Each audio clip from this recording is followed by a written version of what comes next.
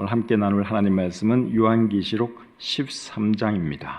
본문이 좀 길어서 읽는 것은 10절까지만 읽도록 하겠습니다. 내가 보니 바다에서 한 짐승이 나오는데 뿔이 10이요 머리가 7이라. 그 뿔에는 10 왕관이 있고 그 머리들에는 신성모독하는 이름들이 있더라.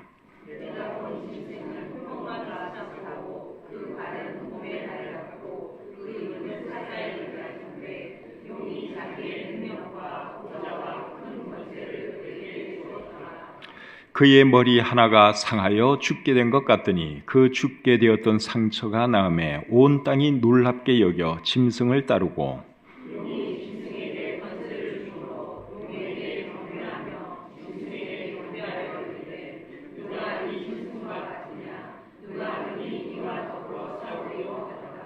또 짐승이 과장되고 신성모독을 말하는 입을 받고 또 42달 동안 일할 권세를 받으니라.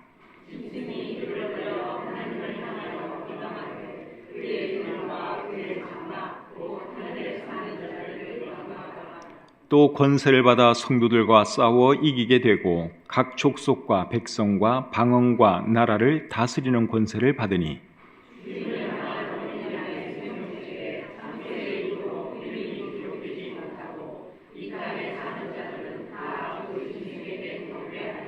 누구든지 귀가 있거든 들을지어다. 사로잡힐 자는 사로잡혀 갈 것이요 칼에 죽을 자는 마땅히 칼에 죽을 것이니 성도들의 인내와 믿음이 여기 있느니라. 아멘. 오늘은 요한계시록 13장 말씀을 본문으로 해서 전 세계를 다스릴 악한 독재자, 이런 제목으로 말씀드리기를 원합니다. 오늘 읽은 이 본문은 전 세계를 다스릴 악한 독재자에 대한 말씀입니다. 그 사람이 누굴까요? 그 사람이 적 그리스도입니다. 적 그리스도는 7년 대환란 기간 중에 이 세상을 다스릴 사람입니다. 적 그리스도라는 말은 요한계시록에는 안 나옵니다. 요한 1서와 요한 2서에 나오는데 요한 1서 2장 18절 말씀을 한번 보겠습니다.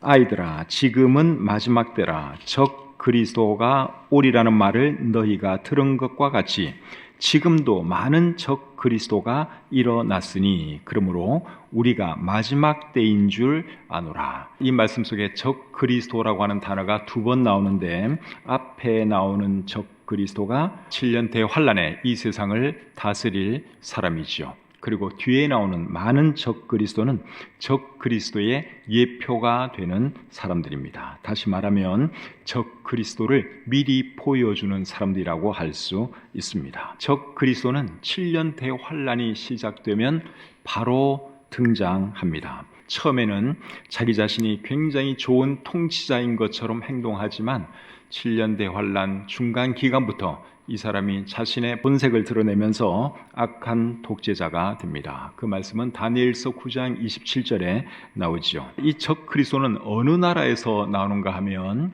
신흥 로마 제국에서 나옵니다. 다니엘서를 보시면 우리가 그것을 알 수 있습니다. 신흥 로마 제국이라고 하는 것은 과거 로마 제국의 판도 위에 새롭게 세워질 로마 제국을 말합니다. 다니엘서 7장 7절과 8절을 한번 보겠습니다. 내가 밤 환상 가운데에 그 다음에 본 넷째 짐승은 무섭고 놀라우며 또 매우 강하며 또 새로 된 큰 이가 있어서 먹고 부서뜨리고 그 나머지를 발로 밟았으며 이 짐승은 전에 모든 짐승과 다르고 또 10뿔이 있더라. 내가 그 뿔을 유심히 보는 중에 다른 작은 뿔이 그 사이에서 나더니 첫 번째 뿔 중에 셋이 그 앞에서 뿌리까지 뽑혔으며 이 작은 뿔에는 사람의 눈 같은 눈들이 있고 또 입이 있어 큰 말을 하였더라. 방금 읽은 이 말씀은 다니엘이 환상 중에 본 4번째 짐승에 대한 말씀이에요. 이 4번째 짐승은 이 땅에 나타날 넷째 나라를 말합니다. 다니엘서 7장 23절에 그렇게 말을 하고 있어요. 모신자가 이처럼 이르되 넷째 짐승은 곧 땅의 넷째 나라인데 이는 다른 나라들과는 달라서 온 천하를 삼키고 밟아 부서뜨릴 것이며, 넷째 짐승을 넷째 나라라고 설명을 해주고 있죠. 이 넷째 나라는 로마 제국을 말합니다. 그런데 이 넷째 짐승에게는 10뿔이 있다 그랬어요. 그리고 그 10뿔 사이에서 작은 뿔 하나가 나오는데 그 작은 뿔이 적 그리스도입니다. 다니엘서 7장 24절 25절 또 보겠습니다. 그 10뿔은 그 나라에서 일어날 10왕이요 그 후에 또 하나가 일어나리니 그는 먼저 있던 자들과 다르고 또 새 왕을 복종시킬 것이며 그가 장차 지극히 높으신 이를 말로 대적하며 또 지극히 높으신 이의 성도를 괴롭게 할 것이며 그가 또 때와 법을 고치고자 할 것이며 성도들은 그의 손에 붙임바되어 한 때와 두 때와 반 때를 지내리라. 자, 이 말씀을 잘 읽어보면 이 말씀은 적 그리스도에 대한 말씀이에요. 그래서 작은 뿔, 10뿔 사이에서 일어난 그 작은 뿔이 사실은 적 그리스도를 의미합니다. 한 때와 두 때와 반 때를 지난다 그렇게 말했는데 이것은 적 그리스도가 다스리는 7년 대환란 기간의 후반 3년 반 기간을 말하는 것이죠. 그런데 여러분, 제가 조금 전에 적 그리스도는 신흥 로마 제국에서 나온다 그랬죠. 그리고 지금 방금 이제 로마 제국과 관련된 넷째 짐승에 대한 말씀을 읽어드렸습니다. 로마 제국은 이미 사라졌잖아요. 오래전에 사라졌죠. 그리고 적 그리스도는 아직 이 땅에 나타나지 않았습니다. 그러면은 로마 제국에서 적 그리스도가 나온다고 하는 이 말이 틀린 말이 아니냐, 그렇게 여러분들이 이해할 수도 있는데 그렇지 않습니다. 방금 읽은 이 로마 제국에 대한 말씀은 사실은 과거 로마 제국의 판도 위에 세워질 새로운 로마 제국입니다. 그것을 어떻게 알 수 있는가 하면 과거 로마의 제국에서는 10왕이 함께 통치한 적이 없습니다. 근데 오늘 읽은 이 다니엘서 7장 말씀에 보면 10왕이 함께 다스리는 그런 것을 우리가 볼 수 있죠. 그리고 그 틈사이에서 한 뿔이 일어나서 먼저 있었던 새 뿔을 뿌리째 뽑아버린다 그렇게 말씀을 하고 있죠. 그래서 이런 내용을 보면 이 로마 제국은 옛날에 있었다가 없어진 그 로마 제국을 말하는 것이 아니라 새롭게 세워질 로마 제국인 것을 우리가 알 수 있습니다. 그래서 다니엘서 7장이 말하는 네 번째 짐승은 사실은 과거의 로마 제국과 앞으로 다시 일어나게 될 로마 제국을 동시에 말하는 거예요. 그리고 적 그리스도는 어느 나라에서 나오느냐? 신흥 로마 제국에서 나온다 하는 것이죠. 이제 이런 내용을 여러분들이 염두에 두고 오늘 이 본문 말씀을 보면 훨씬 더 이해가 잘 됩니다. 자, 1절을 보겠습니다. 본문 1절입니다. 내가 보니 바다에서 한 짐승이 나오는데 뿔이 10이요 머리가 7이라. 그 뿔에는 10왕관이 있고 그 머리들에는 신성모독하는 이름들이 있더라. 자, 바다에서 한 짐승이 나왔다고 말씀을 하고 있죠. 이 짐승이 사실은 적 그리스도를 말합니다. 다니엘서에서는 적 그리스도를 작은 뿔로 묘사를 하고 있고 요한계시록에서는 짐승으로 묘사하고 있습니다. 그런데 이 짐승에게 뿔이 10개 있고 머리가 7개 있다고 말씀하고 있죠. 그런데 요한계시록 12장 3절을 보시면 사탄을 상징하는 붉은 용도 머리가 7개고 뿔이 10개라고 되어 있습니다. 여러분, 머리가 7개라 하는 이 말의 의미가 뭐겠습니까? 요한계시록 17장을 잘 보시면 설명을 해주고 있어요. 자, 요한계시록 17장 9절과 10절을 보겠습니다. 지혜 있는 뜻이 여기 있으니 그 7머리는 여자가 앉은 7산이요 또 7왕이라. 7머리가 뭐라 했습니까? 여자가 앉은 7산이요 또 7왕이다 그렇게 말을 하고 있죠. 이 여자는 음녀 바벨론을 말합니다. 그리고 여자가 앉은 7산은 로마를 의미합니다. 그리고 10뿔에 대해서는 요한계시록 17장 12절에 나와 있습니다. 12절 또 보겠습니다. 네가 보던 10뿔은 10왕이니. 10뿔은 뭐라고요? 10왕이라고 말씀을 하고 있죠. 일단 이제 이 정도만 알고 오늘 본문의 내용을 계속 보도록 하겠습니다. 2절로 가겠습니다. 2절. 내가 본 짐승은 표범과 비슷하고 그 발은 곰의 발 같고 그 입은 사자의 입 같은데 용이 자기의 능력과 보좌와 큰 권세를 그에게 주었더라. 여기 나오는 용은 사탄을 의미하죠. 용이 자기의 능력과 보좌와 큰 권세를 그에게 주었다. 그렇게 말씀을 하고 있는데, 이 말의 의미는 적그리스도는 사람이지만 사탄에 의해서 특별히 쓰임받는 사람이다, 그 말입니다. 그리고 적그리스도를 나타내는 이 짐승은 표범과 곰과 사자와 비슷하다, 그렇게 설명을 하고 있죠. 다니엘서 7장에서 다니엘이 본 그 앞에 세 짐승이 어떻게 생겼는가 하면 사자와 곰과 표범처럼 생겼습니다. 다니엘서 7장 4절을 한번 보겠습니다. 다니엘서 7장 4절입니다. 첫째는 사자와 같은데, 사자 잘 기억해 놓으세요. 첫째는 사자와 같은데, 그 다음에 5절, 또 보니 다른 짐승 곧 둘째는 곰과 같은데, 둘째 짐승은 곰같이 생겼고, 그리고 세 번째 짐승은 6절입니다. 그 후에 내가 또 본즉 다른 짐승은 표범과 같은 것이 있는데, 다니엘이 환상 가운데 본 첫 번째 짐승은 뭐같이 생겼다 그랬어요? 사자. 둘째 짐승은 곰. 셋째 짐승은 표범같이 생겼다 그랬죠.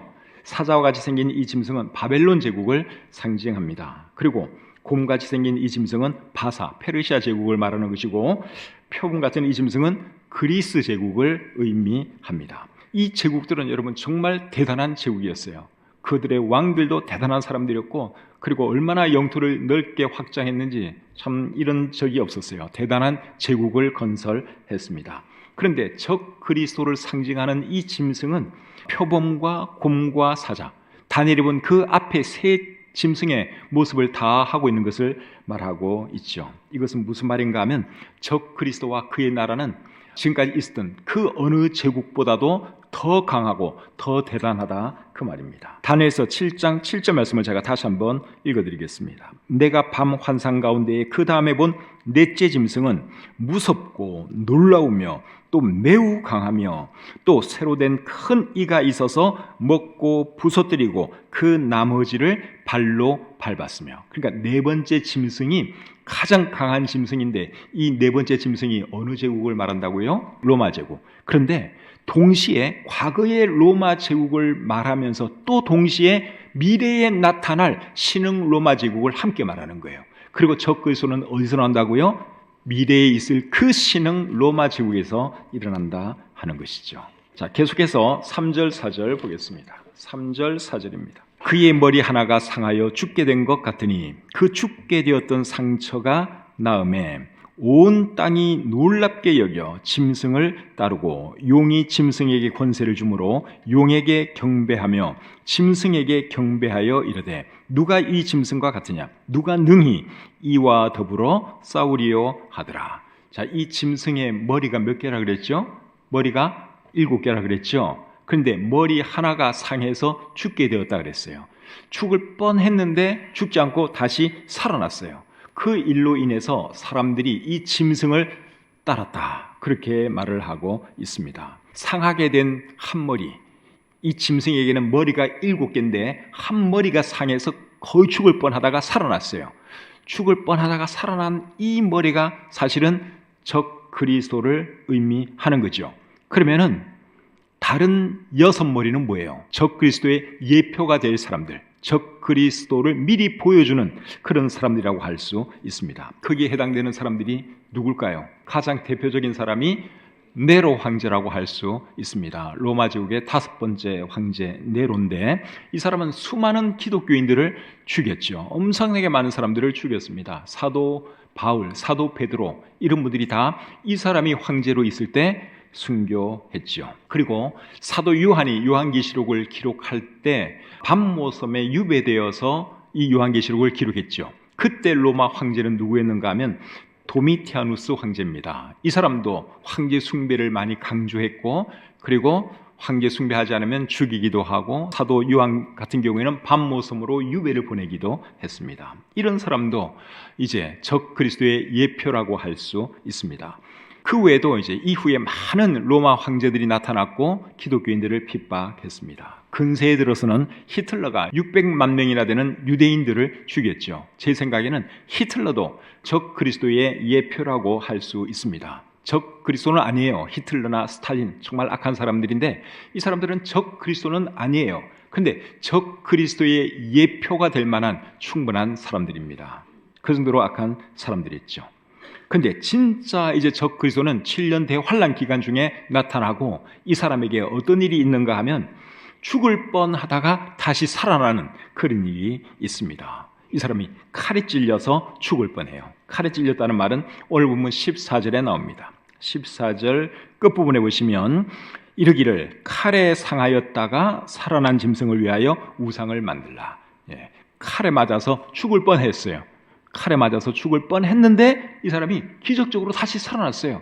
상식적으로 의학적으로 생각하면 이게 죽는 게 맞는데 이 사람이 놀랍게 회복이 되었죠. 이제 그 일로 인해서 사람들이 적 그리스도를 더 따르게 되고 그리고 적 그리스도에게 힘을 주고 있는 사탄까지 경배한다고 오늘 본문 3절과 4절에 말씀을 하고 있습니다. 5절 6절 보겠습니다. 5절과 6절입니다. 또 짐승이 과장되고 신성모독을 말하는 입을 받고 또 42달 동안 일할 권세를 받으니라. 짐승이 입을 벌려 하나님을 향하여 비방하되 그의 이름과 그의 장막 곧 하늘에 사는 자들을 비방하더라. 적 그리스도가 42달 동안 일할 권세를 받았다고 말씀하고 있죠. 42달은 7년 대환란 기간의 후반 3년 반 기간을 말합니다. 이 사람이 하나님을 모독하고 하늘에 사는 자들을 또 모독한다고 말씀을 하고 있죠. 하늘에 사는 자들은 천사들과 성도들을 말합니다. 이 적 그리스도가 하나님을 어느 정도로 모독을 하는가 하면 성전에 앉아서 자기를 하나님이라고 말하기까지 합니다. 데살로니가 후서 2장 4절에 그런 말씀이 있습니다. 데살로니가 후서 2장 4절입니다. 그는 대적하는 자라 신이라고 불리는 모든 것과 숭배함을 받는 것에 대항하여 그 위에 자기를 높이고 하나님의 성전에 앉아 자기를 하나님이라고 내세우느니라. 이 사람이 성전에 앉아서 내가 하나님이다 그렇게 말하면서 사람들로 하여금 자기에게 경배하게 만들죠.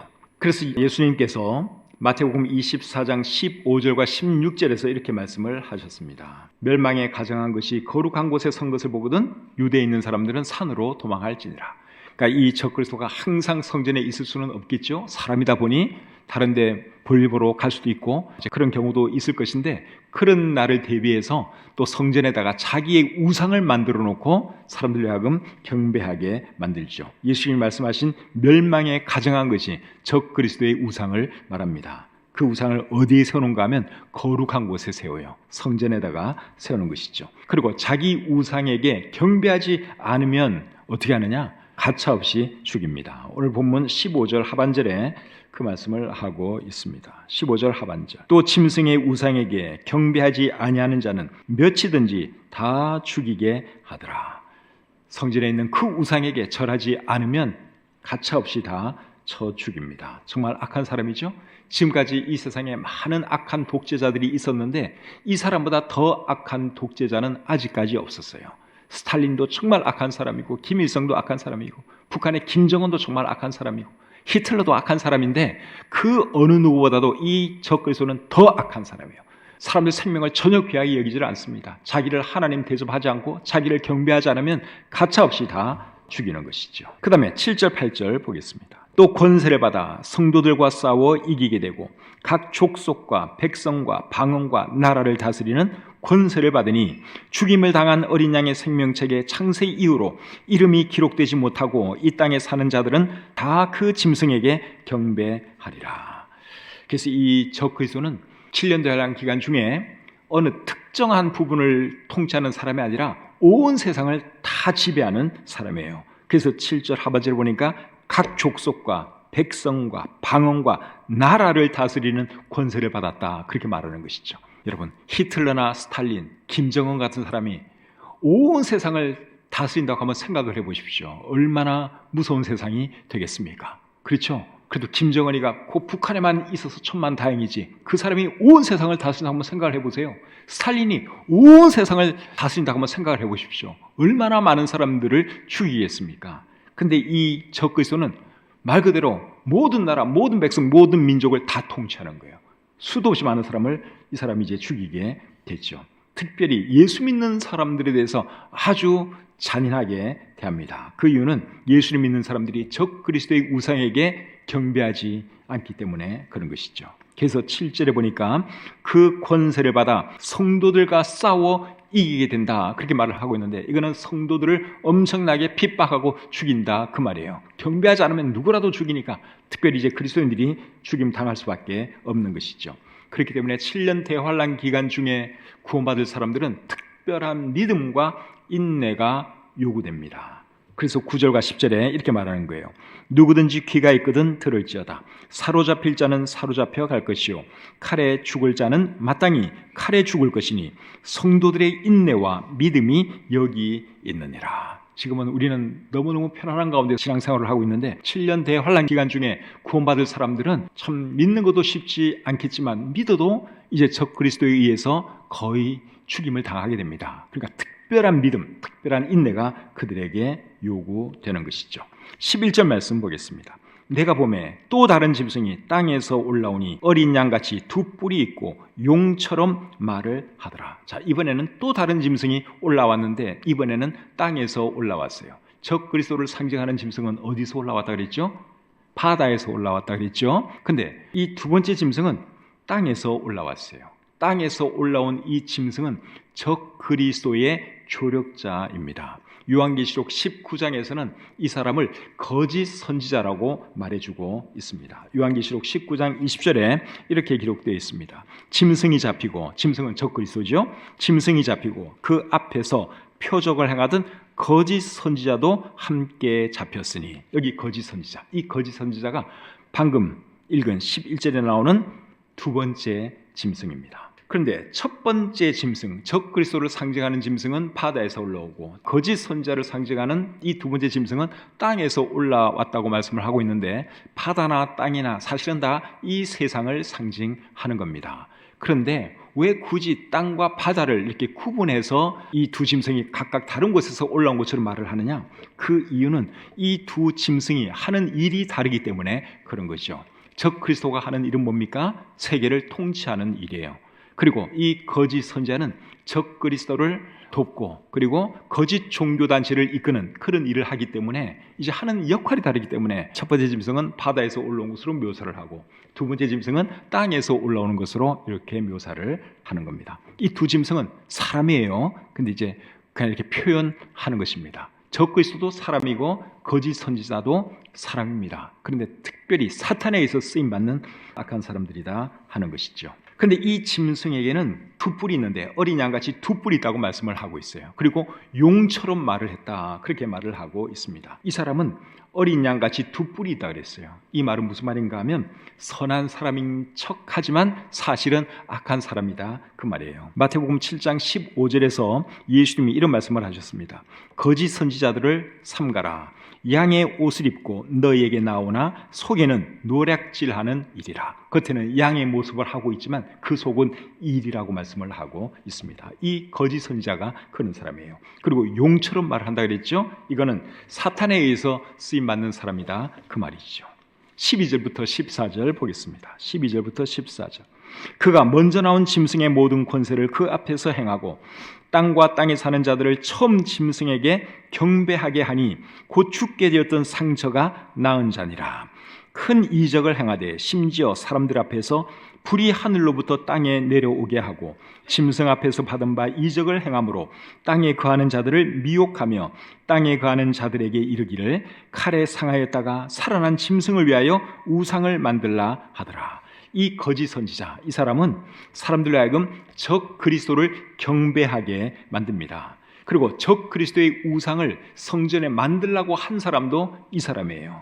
그리고 이 사람은 이제 사람들로 하여금 적 그리스도를 경배하고 따르도록 하기 위해서 놀라운 이적도 행합니다. 불이 하늘에서 내려오기도 하고 그리고 적 그리스도의 우상에게 생기를 주어 말도 하게 합니다. 15절 상마절 한번 보겠습니다. 15절입니다. 그가 권세를 받아 그 짐승의 우상에게 생기를 주어 그 짐승의 우상으로 말하게 하고, 여러분 우상에게 생기를 불어넣어 가지고 말을 하게 한답니다. 이 거짓 선지자가 이런 놀라운 일을 합니다. 이런 일을 할 수 있는 것은 사탄이 그에게 능력을 주었기 때문에 그런 것이죠. 그런데 이 사람이 하는 능력 중에는, 이적 중에는 가짜도 많아요. 속임수도 많아요. 어떤 거는 실제로 사탄의 도움을 받아서 놀라운 일을 하기도 하고, 어떤 때는 사람을 이제 눈속임하면서 그런 일을 하는 것처럼 합니다. 데살로니가 후서 2장 9절과 10절을 보면 우리가 알 수 있습니다. 데살로니가 후서 2장 9절 10절.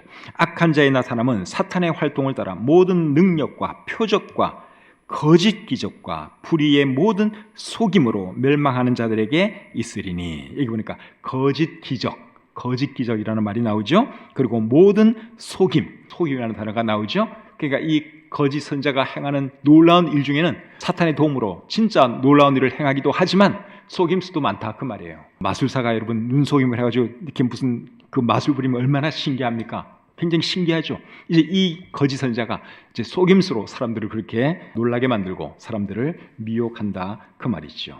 근데 여러분, 하나님께서 사람들로 하여금 미혹당하게 하는 이유가 뭘까요? 이제 많은 사람이 이제 이런 걸 보고 미혹당해요. 그 이유가 뭘까요?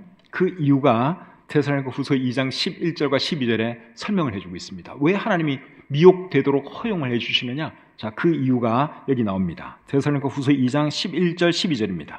이러므로 하나님이 미혹의 역사를 그들에게 보내사 거짓 것을 믿게 하심은 진리를 믿지 않고 불의를 좋아하는 모든 자들로 하여금 심판을 받게 하려 하심이라. 자, 하나님께 왜 사람들로 하여금 미혹당하게 하시느냐? 진리를 안 좋아하는 사람들, 사탄을 따라가는 사람들, 그 사람들 멸망시키려고 그냥 허용해 주신다, 그 말이에요.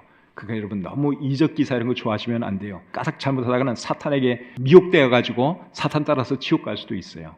그래서 여러분, 우리가 중요하게 생각해야 하는 것은 하나님의 말씀이지 절대로 어떤 이적 기사, 표적 그런 것이 아니다 하는 것이죠. 자, 16절부터 18절 보겠습니다. 이제 마지막 부분입니다.